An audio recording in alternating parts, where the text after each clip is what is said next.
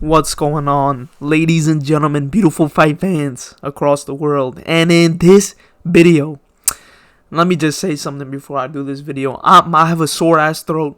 Alright, I'm off the antibiotics, and the antibiotics have seeped into my brain.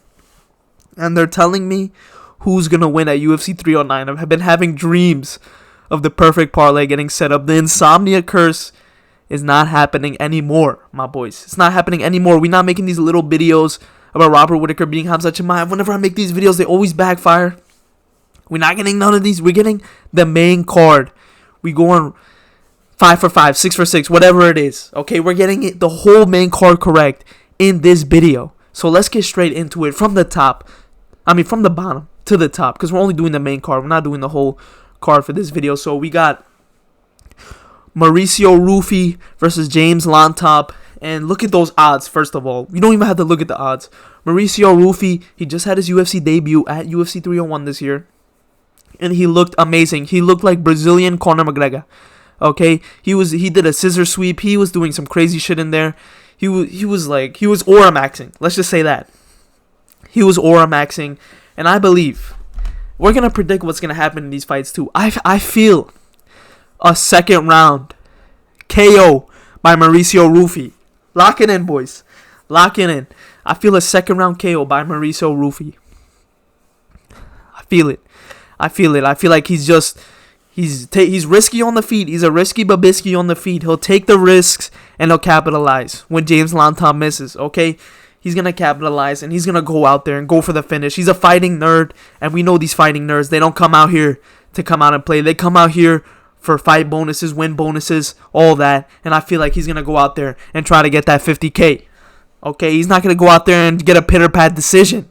He's going to go out there and get the biggest bang for his buck. He's going to get a second round KO on James Llontop. Lock it in. First pick of the night. It's already locked in. Mauricio Ruffy versus James Llontop. We got Mauricio Ruffy. Second round KO.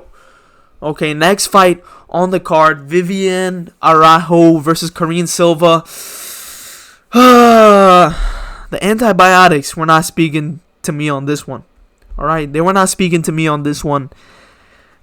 You know, the odds are like really favoring Silva, but I don't know if that's telling the story of this fight. Okay, I do maybe we'll go Silva decision, but this one I'm not confident on, my boys. This one I'm not. There's another fight on this card that I'm not confident on also. We're going to get into that later, and it has similar odds to this fight. But Silva versus Viviane Araújo. Silva decision. Okay, I think the safe bet is Silva decision. Out damaging Viviane Araújo. But am I confident on that one? No, I'm not confident on that one. So that might not be a lock. Okay, that's not a lock. So take that with a grain of salt. Silva decision. Take that one with a grain of salt. But let's get straight into it. Bo Nickal versus the Magomed Ankalaev killer, Paul Craig, the Kraken. Okay, the Bear Jew, Paul Craig. Scotland, Braveheart. Come on. Nah. We going with Bo Nickal, and I feel like he's just gonna out damage Paul Craig on the feet. Maybe have a similar performance to Caio Borralho, but not as quick, maybe. I feel like, Bo Nickal is smart. Okay, this one just seems like the Magomed Ankalaev situation all over again. Does it not? It just seems like that.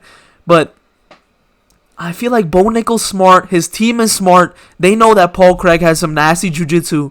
So they might have to be a little calm on the feet. Be a little calm if they catch Paul Craig, not go to the ground, not rush anything. I feel like Bo Nickal can get this one done on the feet, though. I don't think he has to go to the ground. I think Bo Nickal might get a first round KO on Paul Craig, the Bear Jew, the Kraken, okay? I feel it. Second round or first round KO by Bo Nickal. I feel it in my bones. The antibiotics, they're speaking in my brain. My neurons are firing.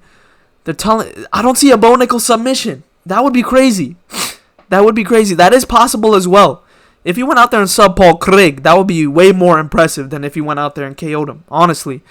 But do I see him subbing Paul Craig? I feel like Bo Nickal's smart. He's going to play it safe. He's going to try to not take it to the ground with Paul Craig.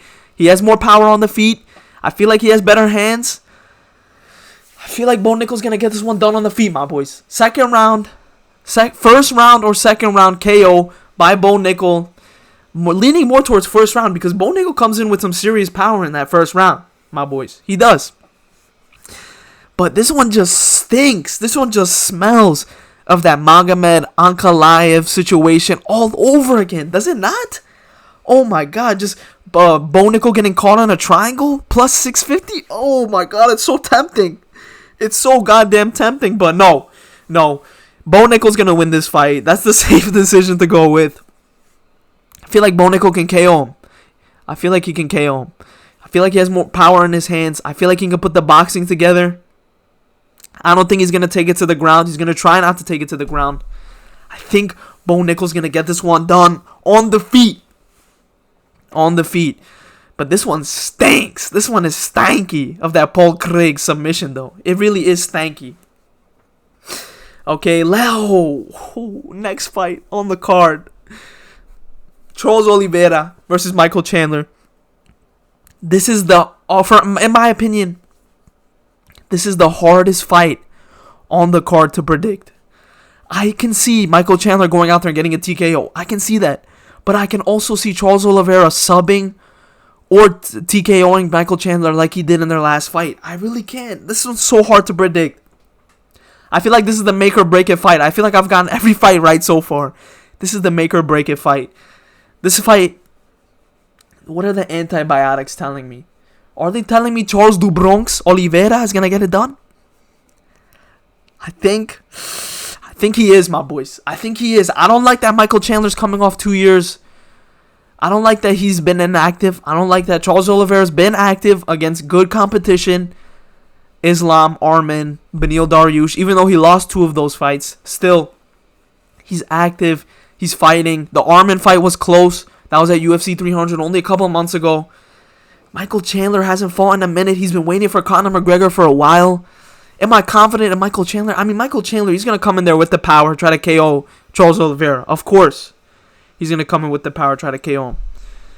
But plus 220 on Michael Chandler, I feel like the odds are a little crazy on this one, no? I feel like it's closer than the odds are making it seem.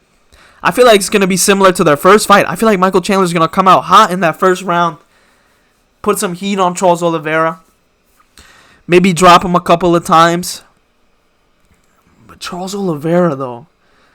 Charles Oliveira. I just smell a submission from Charles Oliveira. The antibiotics, they're seeping into my neurons. Oh, I don't know. Are the antibiotics telling me the wrong story, though? Is Michael Chandler going to win this fight? I feel a Charles do Bronx win. I feel it. It would just be perfect. This is the people's main event right here. The main event's not even a real main event. Let's be real. This is the real main event. Charles Oliveira versus Michael Chandler. Hardest fight on this card to predict. This is the make or break it fight for me. Okay, it's either I pick the wrong guy, I get clowned on, or I pick him and pick the right guy and nobody cares. But what am I going to go with? I feel a Charles Oliveira submission in the second round. I feel it. Charles, he got his back. He got Michael Chandler's back in the first fight. He did. Even though he did get dropped really badly in that first round. He had Michael Chandler's back in that first round too. You can't let a guy like Charles Oliveira get your back. Michael Chandler is like the perfect train wreck for Charles Oliveira style too. Like Islam, Arman, they're way more calculated. They're like waiting for their perfect opportunity. Michael Chandler just runs in there with nasty overhands, big meaty hooks. And he's coming out there to KO Charles Oliveira. And I think that's where Charles Oliveira flourishes the most. That's where his style flourishes the most. I'm going to go with a second round. This is what I feel like the first fight.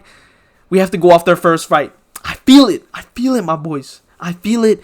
I feel like Charles Oliveira is going to get Michael Chandler out of there, finish him in the second round by submission or TKO, just like he did in their first fight. That's what's going to happen. This is my riskiest, babiskiest pick on the card.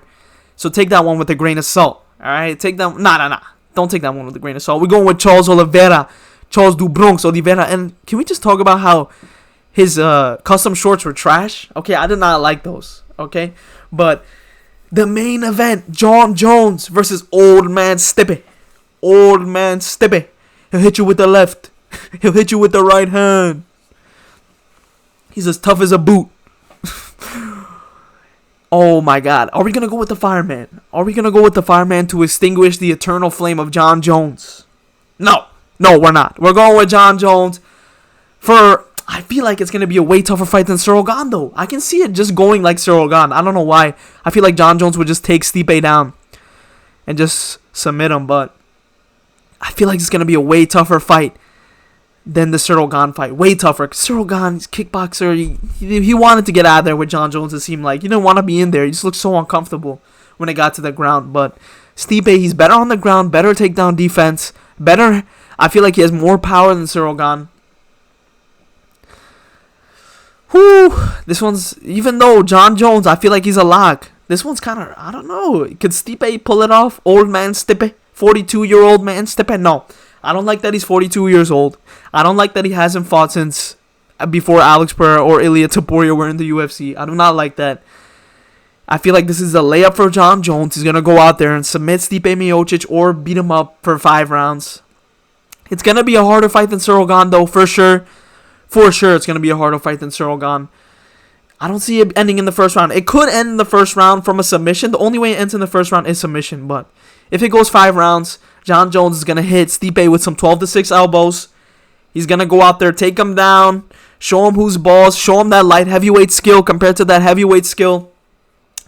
But Stipe, I feel like he could crack Jon Jones. Okay, I feel like he could crack him. And I feel like there might be some situations in this fight where it gets a little hairy. We're like, oh, is Jon Jones about to lose? The minus 700 favorite, is he about to lose? But then no, Jon Jones pulls it off in MSG on November 16th in spectacular fashion, as he always does, and then retires from the sport. Not going to call out Tom Aspinall. Going to call out Alex Pereira if he calls out anybody. Because the way he's just been disregarding Tom Aspinall, I don't see him calling him out at any time. But let me know down below. What do you think of my picks? Do you think I'm going 5 for 5? Do you think I'm going 5 for 5 on this main card? I believe I am. I feel like the antibiotics seeped into my brain. They're making my neurons fire in the way they're supposed to. And I feel like we're going to get this one 100%. Okay, 100%. Pray to the MMA gods. Finally, Insomnia MMA. Let's go 5 for 5 on the main card. Okay, I always get at least one fight wrong, but we're going 5 for 5 on this one, my boys. But leave a like, subscribe. I'm dropping videos like this almost every single day, even though I'm dying right now. I'm taking antibiotics, and I have a big-ass midterm on Thursday. I'm locked in for you, boys. I got the content. But that's it for this one. And I'll see you, beautiful people, in the next one, man.